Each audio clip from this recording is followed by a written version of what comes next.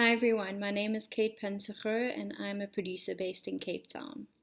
Together with my business partner Elias Ribeiro, we own Urucu, which is the very proud production company behind films like Necktie Youth, Ingleba, The Wounds, and most recently This Is Not a Burial, It's a Resurrection.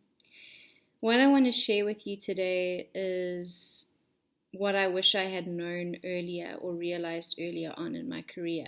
And I think it's significant because it kind of feeds into all facets of filmmaking. And that is that there is no one right way to make a film.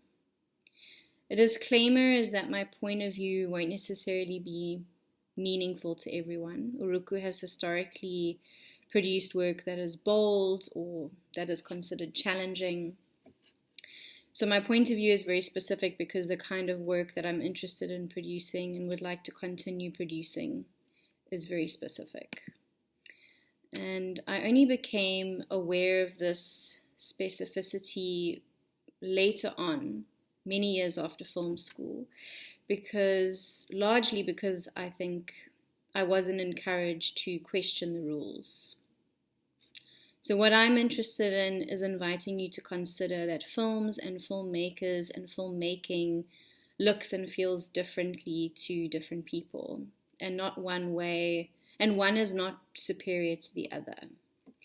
When I was in film school, I feel like I was only exposed to a specific type of film, and that was generally a film in English that was made in the West, usually by a big name director. It was usually a box office success or generally critically acclaimed.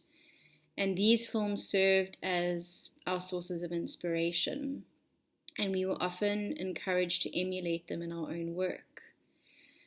They usually had a very sort of specific framework in terms of storytelling, character, dialogue, cinematic language, but they offered a really singular example of filmmaking.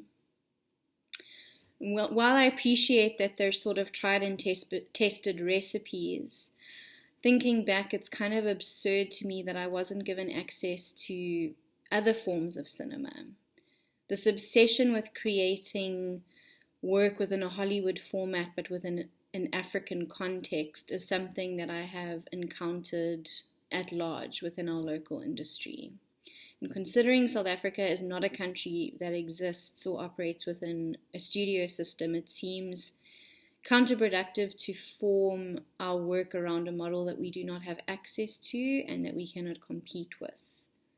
But what has been truly inspiring for me is engaging with work from Africa, from Asia, from Latin America, Eastern Europe, and to engage with these filmmakers from these places who are making incredible work within similar circumstances to us. They face similar challenges to us. To share knowledge and resources with fellow filmmakers, I think, is really encouraging and motivating, and I believe it brings us closer to carving out a cinematic language that is truly our own. It broadens our horizons and it really fuels that fire in your belly.